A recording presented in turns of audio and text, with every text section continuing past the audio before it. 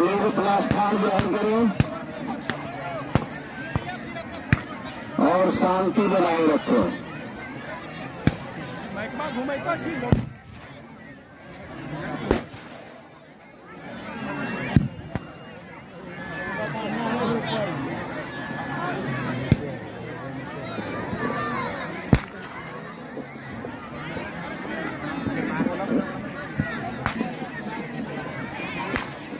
सत्यनारायण स्वामी की सत्यनारायण स्वामी की लोग अपने अपने हाथ में अक्षत जल फूल और कुछ द्रव्य ले लें, संकल्प करें।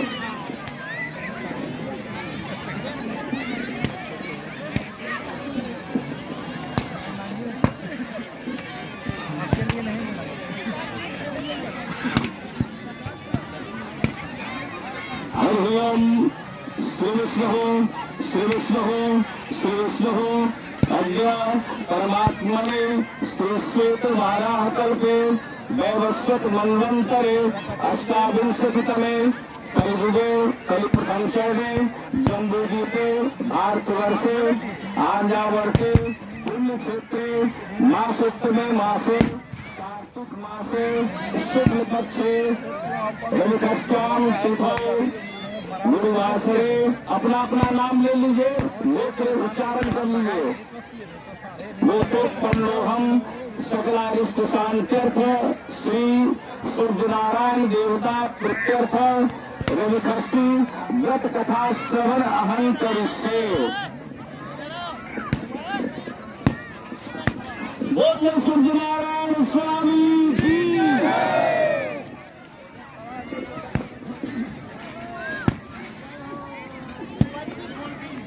आदित्यं प्रथमं नाम द्वितीयं च दिवाकरः तृतीयं भास्करं प्रोक्तं चतुर्थं च प्रभाकरः पंचमं च सहस्रांशु षष्ठं चैवतुलोचनः सप्तमं हरदस्वस्य अष्टमं च विभावसु नवमं दिनकृत् प्रोक्तं दशमं द्वादशात्मकः एकादशं त्रयमूर्ति द्वादशं सूर्यैव च।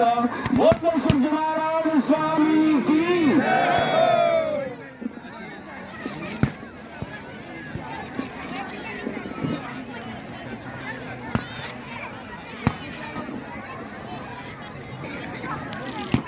कथा श्रवण करें। श्री जलमेजय ने वैशंपायन से पूछा कि दुरात्मा दुर्योधनादि द्वारा कपट रूप जुआ से परास्त पांडव लोग वनवास के लिए भेजे गए तो जंगल में जाकर उन्होंने क्या किया। वैशंपायन जी बोले, हे जलमेजय सुनो, वह पांडु के पुत्र पांडव लोग अत्यंत दुख सागर में डूबे हुए वनवास के लिए घोर जंगल में जाकर दुख और चिंता से चिंतित हो वन में रहने लगे। वन के फल फूल खाकर पृथ्वी तल में शयन करते हुए केला भोजपत्र का वस्त्र पहनकर दुख से दिल काटने लगे। राजकन्या सुख को भोगने वाली पतिव्रता धर्म को पालती हुई गजगामिनी द्रौपदी भी पतियों के साथ वन को गई थी। जिस स्थान में द्रौपदी सहित पांडव लोग थे वहां पर वे ब्रह्मवेत्ता तपोरूप 88,000 मुनि लोग जा पहुंचे। ऋषियों को आए हुए जानकर महाराज युधिष्ठिर अत्यंत चिंता से घबरा उठे कि इन ऋषियों के भोजन के लिए क्या प्रबंध करें। जब युधिष्ठिर को यह चिंता हुई कि भोजनार्थ क्या उद्योग करें तो मुख की चेष्टा मलिन किए स्वामी युधिष्ठिर को देखकर द्रौपदी अत्यंत दुख से व्याकुल हो गई। उसी क्षण द्रौपदी निज पुरोहित महाराज धौम्य को पवित्र आसन पर बैठाकर प्रदक्षिणा पूर्वक नमस्कार करके नेत्रों में आंसू भरकर कुल धर्म रक्षिका द्रौपदी प्रेम पूर्वक गदगद वचन बोली, हे धौम्य, हे धौम्य, हे महाभाग, इन दुखित पांडु पुत्रों को देखो। हे स्वामी, इनके दुख को देखकर क्या आपका हृदय दुखी नहीं होता? दुख नाशार्थ कोई व्रत मुझसे कहिए जिससे इनका क्लेश शांत हो। थोड़े ही उपाय से प्रत्यक्ष महापुण्य को देने वाला व्रत कहिए जिससे हमारे स्वामी पृथ्वी तल में सुखी हो गए, जिससे शत्रु का नाश हो गए, निज राज्य लक्ष्मी वापस मिले और इस समय हमारे यहाँ आए हुए ब्राह्मणों को दुग्धपान करने को मिल जावे। हे महाभाग, हे महाविभव, ऐसा कोई उपाय वर्णन करिए। द्रौपदी के यह वचन सुनकर वैशंपायन जी जन्मेजय जी से कहते हैं कि ब्राह्मणों में श्रेष्ठ महाराज धौम्य जी प्रसन्न होकर मुहूर्त मात्र ध्यान स्थित होकर द्रौपदी से बोले, हे पांचाली पुत्री, एक उत्तम व्रत को सुनो, जिस व्रत को पूर्व समय में नाग कन्या के उपदेश से सुकन्या ने किया था। हे महाभागे, स्त्रियों के साथ तुम अनेक विघ्नों को शांत करने वाले रविषष्ठी व्रत को करो। द्रौपदी बोली, हे विप्र, आपका कहा हुआ व्रत कैसा है और उसकी विधि क्या है? उस व्रत में किसका पूजन किया जाता है? वह नाग कन्या कौन थी? वह सुकन्या अत्याश्चर्य रूपी व्रत को करने वाली कौन थी? हे शरणागत वत्सल, मेरे इस संशय का आप निवारण करिए। इस भांति द्रौपदी के प्रश्नों को सुनकर धौम्य जी बोले, हे देवी, सतयुग में एक सरजाति नामक राजा थे, जिनके 1000 स्त्रियां थी, जिनसे एक ही कन्या उत्पन्न हुई थी। उस राजा के कन्या को छोड़कर दूसरी संतान न होने के कारण वह कन्या अति प्रिया थी। वह पिता के घर में विधि को प्राप्त होने लगी। उस समय के बाद वह कन्या चंद्रवत मुख, कमलवत नेत्र और कुंभस्तनी होती हुई युवावस्था को प्राप्त हुई। बाल्यावस्था से ही चंचला वह कन्या पिता के प्राण के समान थी। इस पृथ्वी लोक में उसके सदृश दूसरी कोई ऐसी कन्या न थी कि जिसको हमने देखा हो। इससे उसका सुकन्या नाम पड़ा। एक समय राजा सर्व्याती शिकार के लिए मंत्री, सेना, बड़े बड़े योद्धा और पुरोहित को साथ में लेकर घोर जंगल में गए। शिकार खेलने के निमित्त राजा को जंगल में वास करते हुए 10 दिन व्यतीत हो गए। राजा सर्व्याती दिन में शिकार खेलकर रात्रि में स्त्रियों के साथ क्रीड़ा करते हुए जंगल में रहने लगे। एक समय सखियों के साथ सुकन्या फूल लेने के निमित्त जंगल में गई। वहां पर चमन मुनि का स्थान था। सुकन्या ने मुनि को दीमक लगी देह को देखा। क्या देखती है कि मिट्टी के मध्य में मुनि के दोनों नेत्र जुगनू की भांति चमक रहे हैं। उसने विस्मित होकर दोनों आंखें फोड़ दी। तब तो मुनि के नेत्रों से रुधिर की धारा बहने लगी और वह चकोराक्षी सुकन्या फूलों को लेकर सखियों के साथ गृह को चली आई। चमन मुनि की आंखें सुकन्या द्वारा जो फोड़ दी गई, इससे राजा और सेना का मलमूत्र आदि सब बंद हो गए और सभी हाहाकार करने लगे। जब 3 दिन और 3 रात्रि व्यतीत हो गई तो व्याकुल होकर अपने पुरोहित से कहा, हे मुनिषत्तम, किस हेतु हमारा मलमूत्र बंद हो गया? सो आप दिव्य दृष्टि से देखकर कहिए। श्री पुरोहित जी बोले कि हे राजन, भार्गव वंशी चमन नामक एक ऋषि इसी वन में तपस्या कर रहे हैं, जिनके शरीर में दीमक लगकर मांस खा गए तथा हड्डी मात्र मिट्टी से लिपटी है।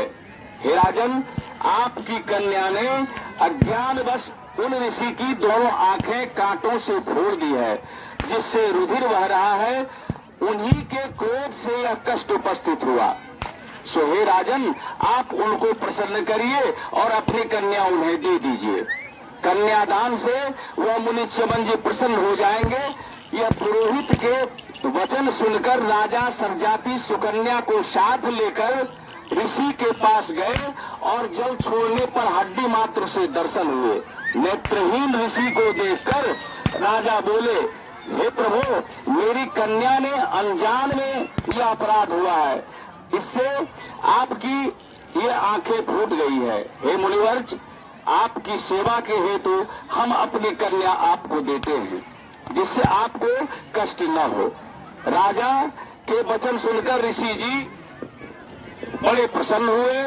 उसी समय राजा सरजाति ने सुकन्या को ऋषि के लिए दान कर दिया। राजा से कन्या पाकर मुनि जी अति प्रसन्न हुए और क्रोध शांत हो गया। तब राजा को मलमूत्र हुआ और सेना से प्रसन्नचित राजा अपने देश को गए। वह सुकन्या नेत्रहीन च्यवन जी की सेवा करने लगी। वह सुकन्या कार्तिक मास में एक दिन जल के लिए पुष्करणी में गई, जहां पर उसने अनेक आभूषणों से युक्त नाग कन्या को देखा। श्री कश्यप जी के यज्ञ मंडप में सूर्य भगवान का पूजन करती हुई नाग कन्या को देखकर सुकन्या ने धीरे से पास जाकर पूछा, हे महाभागे, आप क्या करती हैं? किस कारण यहाँ आई हैं? सुकन्या के इस वचन को सुनकर नाग कन्या बोली कि हे साध्वी, मैं नाग कन्या हूँ, व्रत धारण कर कश्यप जी के पूजनार्थ यहाँ आई हूँ। सुकन्या बोली कि इस व्रत का और पूजा का क्या प्रभाव है, क्या फल है, इस पूजा की विधि क्या है, किस महीने और किस तिथि को यह उत्तम व्रत किया जाता है। नाग कन्या ने कहा कि कार्तिक शुक्ल षष्ठी को सप्तमी युक्त होने पर सर्व मनोरथ सिद्धि के लिए यह व्रत किया जाता है। व्रती को चाहिए कि पंचमी के दिन नियम से व्रत का धारण करे, सायंकाल में खीर का भोजन करके पृथ्वी पर सोए, छठ के दिन व्रत रहे, दिन में 4 रंगों से सुशोभित मंडप में सूर्य नारायण का पूजन करे और रात्रि में जागरण करे, अनेक प्रकार के फल और पकवान आदि का नैवेद्य लगावे और सूर्य नारायण की प्रीति के लिए गीत वाद्य आदि से गा बजाकर उत्सव मनावे। जिस समय तक सूर्य नारायण के दर्शन न हुए तब तक व्रत धारण किए रहे। प्रातःकाल सप्तमी को सूर्य नारायण के दर्शन करके अर्घ्य देवे। तो नारियल, कदली फल, पुष्पांजन, चंदन के से 12 नाम सूर्य के हैं, उन्हीं नामों से उच्चारण करते हुए प्रत्येक नाम से दंडवत प्रणाम करते हुए अर्घ्य देवे। जगत की सविता, जगत के नेत्र, जगत के उत्पत्ति पालन नाश के हेतु त्रिगुण रूप त्रिगुणात्मा ब्रह्मा विष्णु शिव रूप सूर्य नारायण को नमस्कार है। इस प्रकार इस व्रत के करने से सूर्य नारायण महाघोर कष्ट को दूर करके मनोवांछित फल को देते हैं। हे सुब्रते, हमने यह रविषष्ठी व्रत तुमसे कहा। श्री धौम्य जी ने कहा कि हे द्रौपदी, नाग कन्या के इस वचन को सुनकर सुकन्या इस उत्तम व्रत को किया। इसी व्रत के प्रभाव से च्यवन ऋषि के नेत्र पुनः पूर्ववत हो गए। ऋषि च्यवन जी का शरीर निरोग हो गया और सुकन्या के साथ लक्ष्मी नारायण की भांति राजयुक्त होकर सुख भोगने लगे।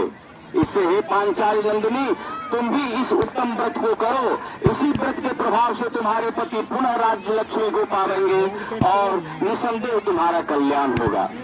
तब द्रौपदी ने धौम्य महाराज की आज्ञा से यह यथाविधि व्रत किया। तो युधिष्ठिर जी ने अतिथि रूप में आए हुए ब्राह्मणों को भोजन देकर प्रणाम किया। वैशंपायन जी ने कहा कि हे जन्मेजय, धौम्य जी से इस उत्तम व्रत को जानकर द्रौपदी ने किया और इसी व्रत के प्रभाव से द्रौपदी पांडवों सहित पुनः राज्य लक्ष्मी को प्राप्त हुई। जो कोई स्त्री यह पुनीत व्रत को करेगी, उसके समस्त पाप नाश होकर सुकन्या की भांति पति से सुख को पावेगी। इस व्रत का विधिवत उद्यापन करे, विधि विधान से प्रत्येक वर्ष व्रत रहे, कथा सुने, ब्राह्मणों को दक्षिणा देवे तो उसका मनोरथ सिद्ध होता है। जो कोई भक्तियुक्त इस कथा को सुनता है उसको पुत्र पौत्र धन संपत्ति का अच्छे सुख मिलता है। इस भांति इस कथा को सुनकर सूर्य नारायण को अर्घ्य देकर नमस्कार करते हुए श्रोता निज घर को जावे। बोले सूर्य नारायण स्वामी की जय, सूर्य नारायण स्वामी की जय।